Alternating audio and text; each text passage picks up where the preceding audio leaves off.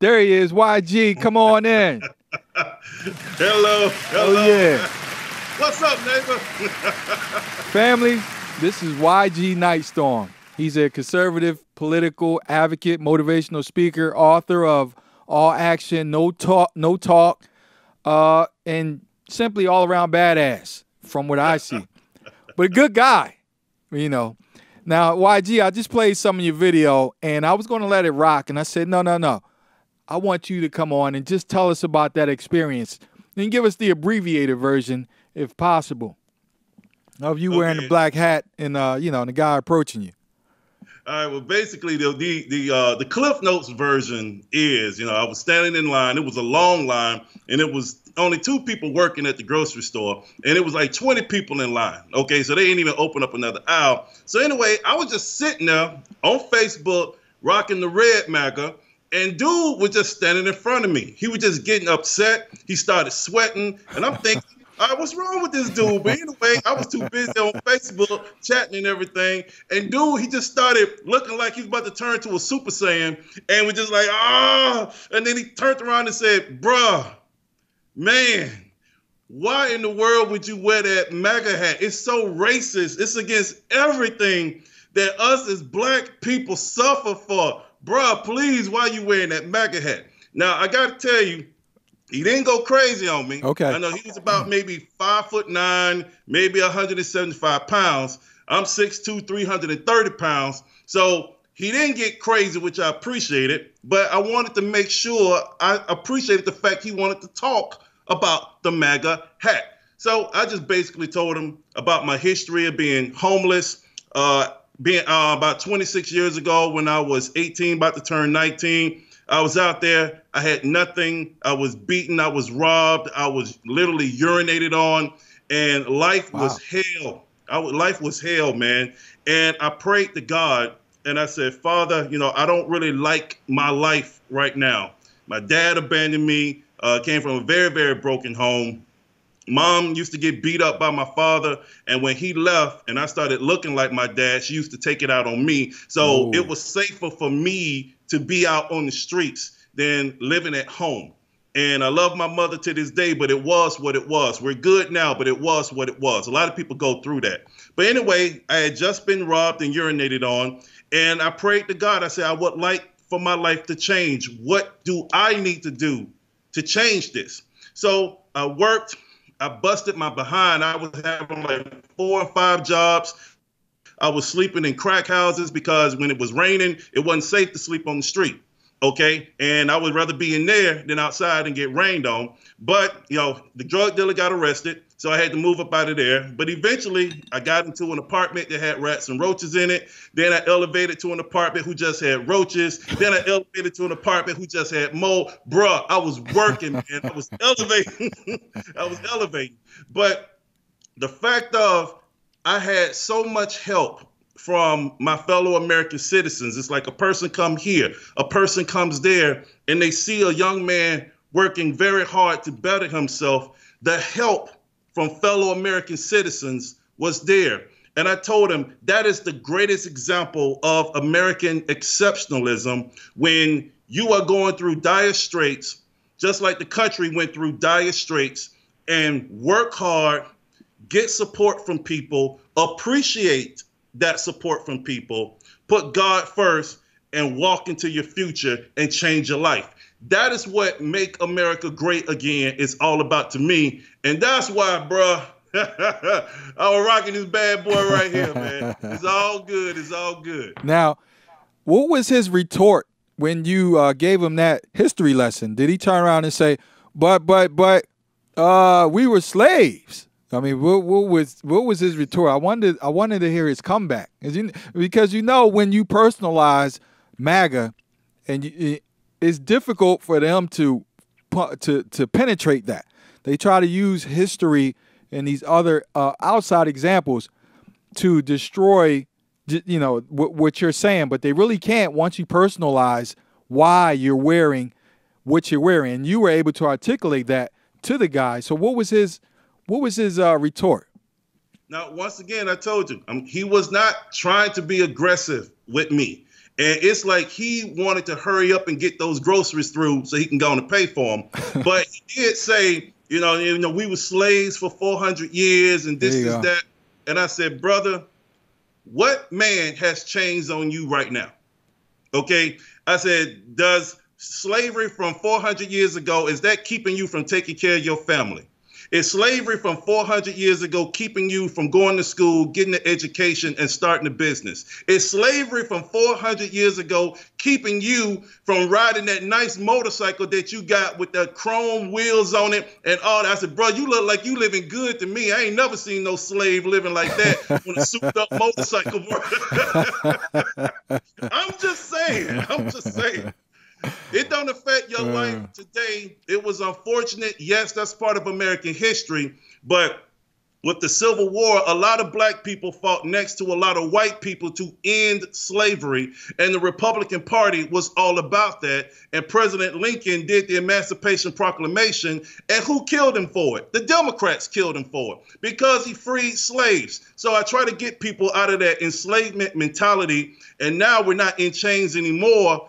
But we are enchained mentally by being stuck on a system that is designed by LBJ to keep us down. Period. That's the truth, and I ain't ashamed to talk about it. Yeah, you're right. You're not ashamed to talk about it, and that's why I like your videos. And you also have a video called The Beauty of Being a Black Conservative. Now, that one jumped out at me because I'm often told that there is no beauty in being a black conservative, just ugliness for abandoning liberalism. Now talk about that video there, The Beauty of Being a Black Conservative. Now, the wonderful thing about that, and I say beauty, is because sometimes the most beautiful things come through the most horrible and ugly of situations. Indeed. Okay, as black conservatives, we get called everything but a child of God. And I say all the time, I said, look, if I was, to me, it's ultimately racist for a society to believe that every single black person in America is supposed to look the same way, dress the same way, talk the same way, listen to the same music, and vote the same way. Amen. To me, if every black person was doing the exact same thing, it sounds like every black person is on a plantation. Amen, brother. Okay. Yes, sir. Yes, sir. And you got to have options. But the best thing is, sir, about being a black conservative is the fact I get to have my American freedom of speech, and I get to articulate what I truly feel that comes from me and not just from this groupthink. And, bruh, I got way more love than hate. Yeah, I get called everything, but I don't care. You know, whatever's whatever. But only 1% of people hated both videos. It got 99.9% approval rating on YouTube and Facebook. So we know we on the right side of things, sir. Right on. And that's great news. I'm glad to hear that because I feel like we need to turn the tide because like you said, being a black conservative, you're called everything except the child of God and oftentimes treated like lepers in social circles and even in academic circles, conservatives in general are treated as lepers. And I wanted to run this by you. The dean of journalism and mass communication at the University of Georgia recently issued an apology to people he had offended because he tweeted congratulations to a childhood friend who became the state's Republican candidate for governor. Now, I think we got that tweet. We got it. Now, the leftists, once he tweeted congratulations to his childhood friend, the leftists accused him of being a racist and blind to his own privilege for even suggesting or saying that his Republican friend is a nice guy. Now, YG, how do we counter that stigma? And that's why I'm glad that your video is doing well, but there's still that stigma. How do we counter that stigma of where we can't even say, you know, my Republican friend is a nice guy? I mean, is the onus on us to change or is the onus on them to change? I know I've thrown a lot at you, but this is mind-boggling to me. Well, the thing is, if we're going to have a society of civility and the left, gets upset and say, hey, we want to be treated fairly. We want to be looked at not as a group or as individuals. And, we should all be able to have the freedom of speech to say something. This is what the left says. And there ain't nothing wrong with that. Then it has to go on both sides. There is absolutely nothing wrong with someone congratulating a childhood friend, someone that they know personally, know that this person is not racist. This person is accomplishing things and he's actually running for governor. And I'm very familiar with Brian Kemp. Okay. Because I live here in Georgia. Oh, okay. All righty. And I plan on supporting Brian Kemp.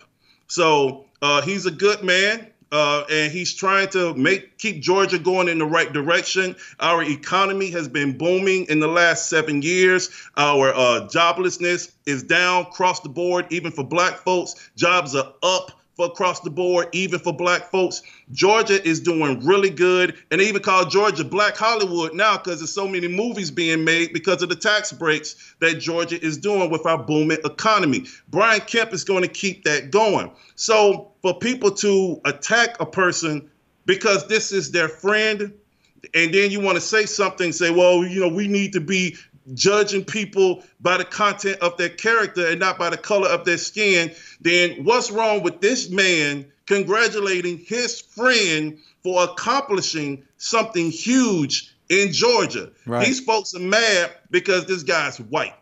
Okay, let's just call it point blank and plain. Okay, it's not good for racist white people to attack black people. It's not good for racist black people to attack white people. It's not good for racist people to attack anyone. The majority of the country is not racist. I honestly wish the racists on the right and the left would go to an island somewhere and play Kumbaya and see how life is. Hey, you have one of those deep heart belly laughs that make other people laugh. I don't know if you've been told that before. You have one of those, the old grandfather laughs, Yeah. And you know what I wanted to mention when you talk about American exceptionalism. On this day in 1920, Marcus Garvey presented his Back to Africa program in New York City. And guess what? The same amount of blacks that moved to Africa then in 1920 is the same amount today who will move to Africa. 0. Because they know that this is the place to be. Despite all of the whining and complaining, and they know in their hearts that this is the place to be. Man, I've traveled to Africa, actually. I've traveled around the world, and one of the greatest places I went to was the continent of Africa. My lineage is from Nigeria and Cameroon, so I got kinfolk there. And they all tell me, they were like, YG, man, why do so many people complain in America? They say if you was to take 10 Nigerians and take them to America and bring 10 Americans from the worst hood, just from the worst hood, and bring them over here, they say, I guarantee you, our 10 Nigerians will go into the worst hood in Atlanta, Chicago, whatever. We would be the smartest kids there. We would get the scholarships. We would go to college. We would start the businesses because we realize what it is with the American dream and taking advantage of the opportunities. He said, folks who don't want to see the opportunities, who are always in darkness, then they're going to always stay where they are. But if people can see that there is even a glimpse of light, even in the worst conditions, you can come out of that darkness through persistence and hard work, and there's nothing holding you back. You have no excuses. So there are grievances here in this country. I will say that. There are things that's wrong that happen in this country in our past, some things that's happening today. But there is no excuse for staying where you are because you have the opportunities, not unless you're disabled, mentally ill, or you are or sick and about to die. If you have an able body and an able mind, you can advance and push past whatever adversity you got. And we got the tools right here in this country. Oh, wow. Hey, YG, I'm going to have to leave it right there. I can't follow that up with anything more profound. So, I mean, I'll let you have that last word. Ladies and gents, he's YG Nyghtstorm. And, of course, you know I am Daystorm. And together, we're stormy weather against the left. YG, thanks for hanging out with us today, man. You are on my Rolodex, my short Rolodex. And hopefully I can have you back again soon. My pleasure, brother. God bless you. God bless you. Have a great weekend.